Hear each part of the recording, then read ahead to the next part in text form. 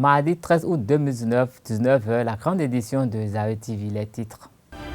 À quelques semaines de la rentrée des classes, les parents se préoccupent déjà du choix des écoles pour leur progéniture. Quels critères fondent leur choix? La réponse dans un instant. La paix est de plus en plus menacée dans plusieurs régions du monde. La Fédération pour la paix universelle et d'autres organisations qui s'investissent pour la paix ont lancé l'autoroute de la paix le samedi 10 août 2019 à Porto Novo. Des détails dans cette édition. La reprise des entraînements de Esaü FC pour mettre un thème à cette édition. Papa. Oui, ma fille. Tu sais, je t'ai dit qu'après mon bac, je veux devenir journaliste reporter d'images, non? Papa, tu penses m'inscrire où? Esaü. Esaü, papa. Waouh! Maman, maintenant que j'ai eu le bac, je veux faire les finances et trésors. Tu comptes m'inscrire où? Esaü, mon fils. Esaü? Oui, maman! Papa, Oui. tu sais qu'après mon bac, je veux être diplomate, non? Et tu comptes m'inscrire dans quelle université? Mais Esaü, naturellement. Esaü? À Esaü, vous êtes bien formé dans les filières comme administration du travail et de la sécurité sociale, administration générale et territoriale, administration des impôts, gestion des marchés publics, planification et développement local, droit et sciences économiques et de gestion. Esaü, c'est aussi sa télé numérique Esaü TV et son journal L'Informateur. Esaü, c'est à Bedjromede, 3e rue après le carrefour 16 ampoules allant à Jericho. Numéro de téléphone 98 98 14 00 96 80 55 11 90 93 65 21. Esaü, l'excellence a un nom.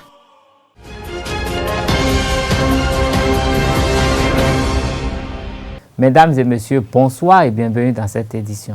Soucieux de l'avenir de leurs enfants et surtout de leur éducation, les parents accordent un soin particulier au choix des écoles pour leur formation. Quelle école? Quels critères? Chaque parent a ses critères propres en ce qui concerne ce choix.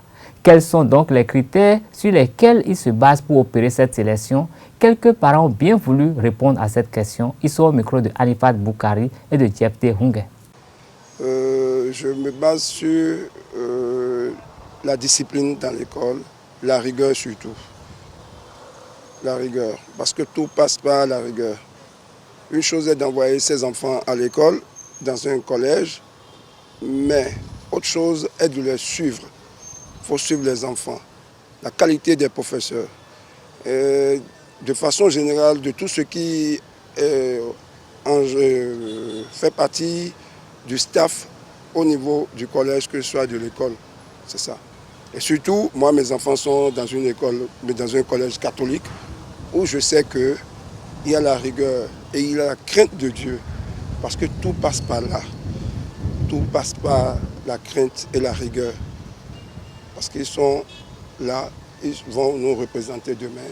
Et s'ils ne sont pas bien éduqués, il n'y a rien. Ils peuvent avoir diplôme sur diplôme, mais l'éducation, c'est ça qui suit du bas jusqu'en haut. Donc c'est ça, c'est à travers ça qu'on peut comprendre qu'on a un produit fini. Au fait, mes enfants avant ils allaient au privé, mais en ces temps-ci, il a décidé qu'il a essayé de changer un peu le système. Parce que comme tenir des cours, des privés c'est un peu élevé.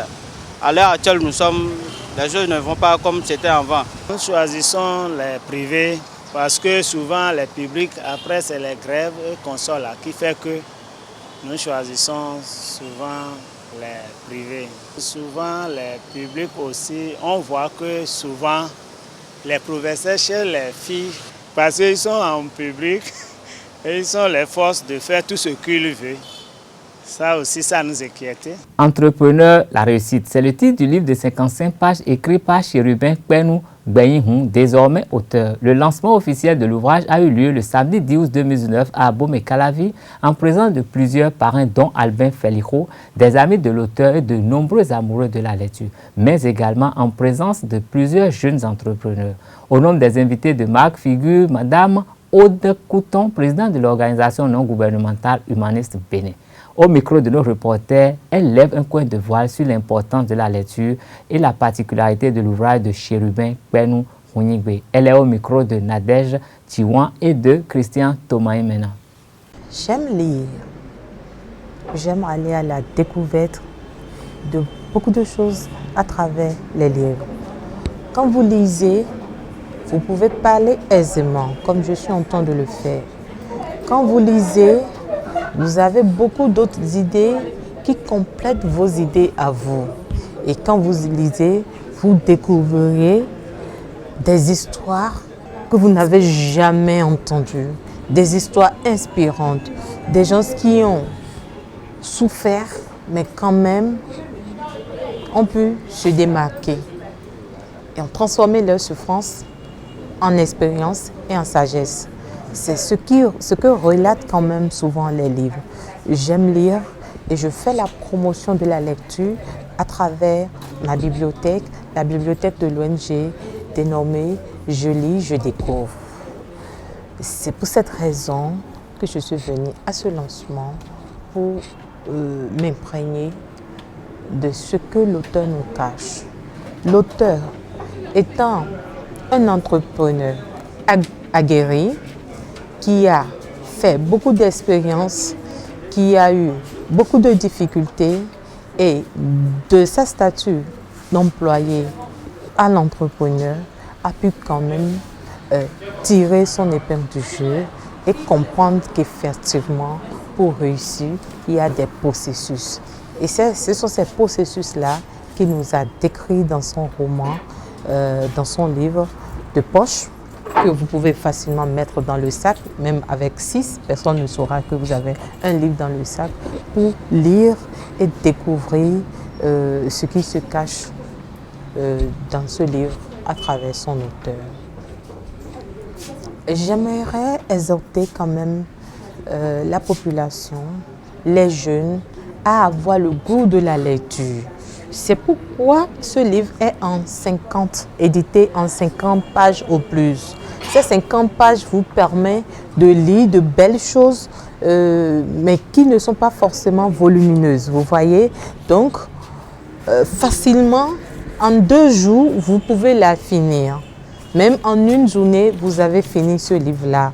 Donc j'exhorte vraiment la population, les jeunes beaucoup plus qui ont envie d'entreprendre, à acheter ce livre et à la lire. Chérubin, c'est un jeune qui a un parcours vraiment inspirant, qui est tenace et qui ne désespère pas. Et pour preuve, vous avez vu ce qui s'est passé ce matin. Il ne désespère pas. Il faut encourager ces genres de personnes. Et l'encourager, c'est d'acheter l'entrepreneur, la réussite. La Fédération des familles mondiales pour la paix universelle, FFPUMU, a lancé le samedi 10 août passé le projet Road of Peace sur l'esplanade de l'Assemblée nationale à Porto Novo. Revenons ici sur quelques propos du président de la Fédération au lancement de cette caravane. Peace Road, la route de la paix. La paix. La paix doit commencer extérieurement à travers la route. Parce que la route permet aux personnes de circuler. La route permet de faire passer tous nos produits, etc. Si la route est sécurisée, la route devient une route de paix, il n'y a pas de raison pour qu'il n'y ait pas la paix. Et ce tunnel a déjà démarré entre la Corée et le Japon. Cela veut dire que ce projet a commencé à prendre corps. Le projet doit démarrer au niveau de l'Afrique, au cap de Bonne-Espérance. Traverser toute l'Afrique occidentale, y compris bien sûr le Bénin. Continuer en Europe, notamment dans la ville de Londres, en Angleterre, et poursuivre son chemin jusqu'à New York, aux États-Unis, pour finir à Santiago, Chili, en Amérique latine. Mais d'autres ramifications vont permettre de relier au maximum les 5 continents. Et le but de ce projet, c'est de permettre à l'humanité de sentir que nous faisons partie d'une même communauté humaine. Et que nous devions sentir davantage que nous avons le même destin.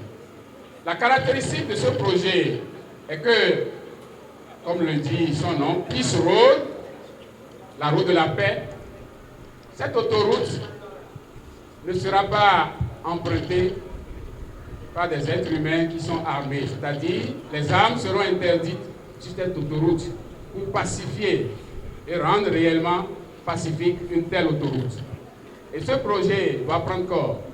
Donc le but de Peace Road, c'est progressivement, chaque année, élever la conscience humaine pour que nous sentions que nous faisons tous partie d'une même communauté, que nous avons un même destin. Et plus nous avons une telle compréhension, cette autoroute va prendre corps. Et comme je vous l'ai dit, le Japon et la Corée ont déjà commencé cet effort à travers le tunnel. Aujourd'hui, la particularité de Peace Road de 2019 est que non seulement c'est la FPU, Fédération pour la paix universelle, qui est au centre de cette célébration, mais toutes les organisations affiliées, Fédération des femmes pour la paix, la JEP, Jeunesse et étudiants pour la paix, ainsi que toutes les autres organisations liées à la FPU, à savoir AIPP, Association internationale des parlementaires pour la paix, AIPD, Association interreligieuse pour la paix et le développement.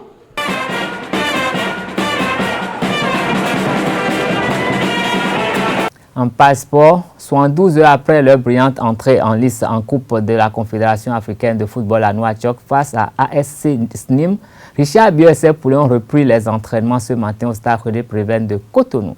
Malgré le conséquent avantage acquis en déplacement, le groupe des AEFC reste focus sur leurs valeurs. Il ne faut pas s'affoler, il faut continuer à travailler sereinement. AESAE-FC, pas de temps pour une quelconque euphorie après la large victoire en déplacement sur Nouakchott face à l'ASC Nîmes, 5-0. Le travail doit se poursuivre. C'est vrai, le travail doit continuer. C'est pas parce qu'on est allé là-bas et faire un bon résultat qu'on doit dormir sous nos lauriers. Et on doit continuer à travailler. Les matchs ne se ressemblent pas. Donc il faut travailler les valeurs sur lesquelles nous sommes forts, les améliorer et être prêt pour le match retour. Après 2 jours de repos, Richard Bio et ses poulains se sont remis au travail.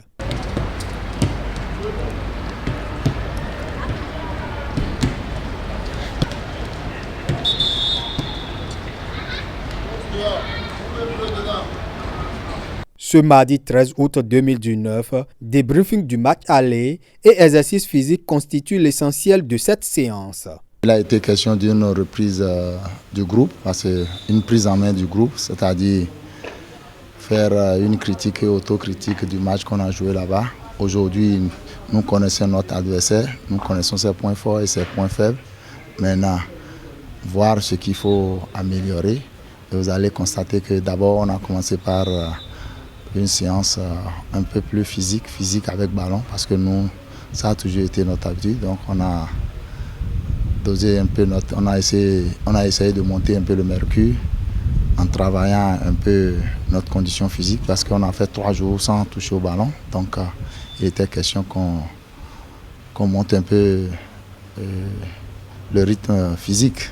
Conservation et circulation de balles. La philosophie de jeu de la formation universitaire n'a pas été occultée lors de la séance. On est passé à une phase de conservation, ce qui a toujours été notre force, essayer de conserver le plus longtemps. Après, on a terminé par un petit jeu qui consistait à travailler devant les buts, notre précision quand on est face au but, et quand on perd le ballon, comment il faut vite le récupérer. C'est ça, vous allez constater, le dernier exercice était essentiellement axé sur cet aspect de la chose. Certains joueurs, traînant de petits pépins physiques, sont laissés au repos lors de cette première séance de préparation de la manche retour du premier tour préliminaire de la Coupe de la Confédération 2019-2020. À partir de ce mercredi, les joueurs vont effectuer 2 séances par jour jusqu'à la fin de la semaine. Le Comité national olympique et sportif béninois CNOS-BEN a lancé le lundi 12 août 2019 à l'auditorium Marius Francisco son site web et autres canaux digitaux de communication avec à la clé le projet d'assurance responsabilité sportive au profit de 120 sportifs béninois. Le visa de ces présidents de fédérations sportives béninoises rayonne. car le fêtière, le Comité national olympique et sportif béninois, CNOSBN, s'ouvre non seulement au monde dans quelques instants, mais va également lancer le projet d'assurance responsabilité sportive à l'endroit de leurs athlètes et cadres techniques. Notre vision est claire, nos valeurs sont clairement exprimées. Et parmi nos valeurs, il y a un mot ou une des valeurs capitales, la visibilité. Alors, pour rendre accessibles ces activités, le CNOSBN lance son site www.cnosbn.org et autres médias sociaux, YouTube, Twitter, page Facebook, des moyens modernes, puissants et indispensables. L'importance d'un site web aujourd'hui n'est plus à démontrer. C'est un outil de communication, d'échange et de partage. C'est un outil qui permet de valoriser les actions qui sont menées, de permettre l'accès aux informations essentielles et de mobiliser les partenaires. À côté de ce site web,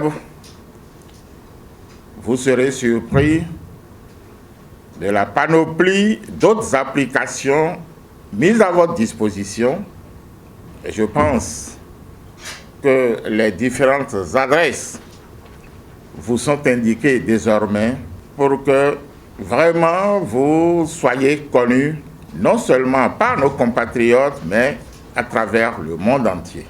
La digitalisation du CNOSBN va offrir plusieurs opportunités au mouvement sportif béninois, au-delà même des espérances de ses membres, a souligné Abdoulaye Zimé, représentant du président du Conseil économique et social. Mieux que les appuis qu'on attend du gouvernement au plan national, à travers un site web, les partenaires pourront être nombreux et pourront être beaucoup plus présents à vos côtés pour vous aider à mieux vous faire connaître. Cette initiative, le président Tabé la loue à plus d'un titre. Et il me charge de vous dire que le Conseil économique et social œuvrera désormais à vos côtés pour que l'on puisse à chaque instant sentir entre vous et nous la force d'un tandem.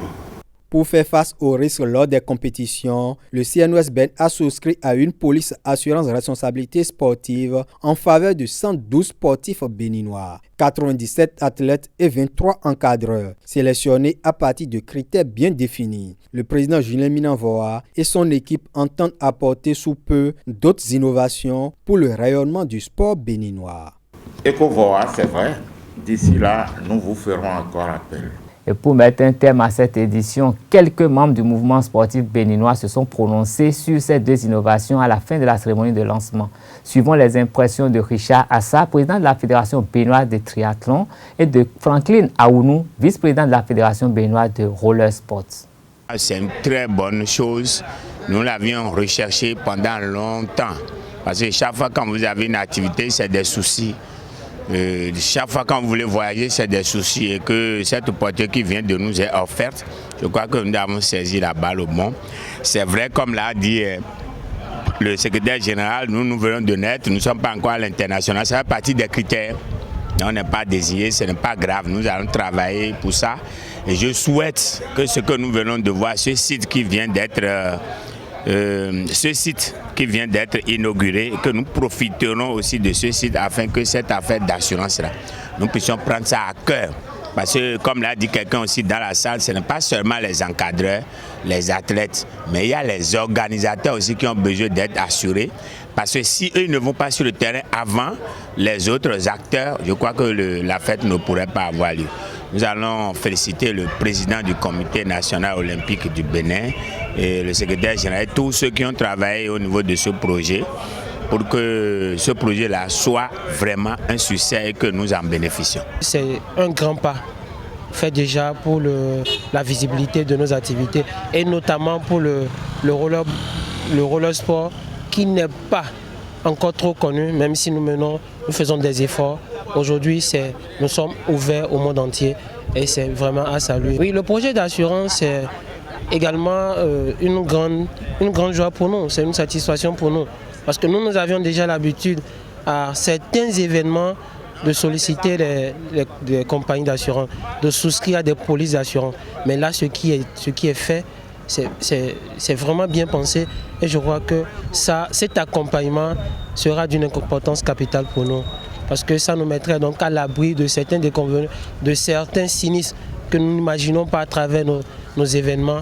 Mais si vous avez cette caution-là de la part de cette institution fêtière, je crois que c'est à saluer et à encourager. Et à travers ça, nous remercions tout le comité olympique et plus particulièrement son président, qui est un monsieur que nous affectionnons particulièrement pour sa vision pour le mouvement sportif béninois. Ce sera tout pour cette édition. Merci de rester fidèle au programme de Zaïre TV. Gardez le réflexe www.zaïretv.bj. Bonsoir.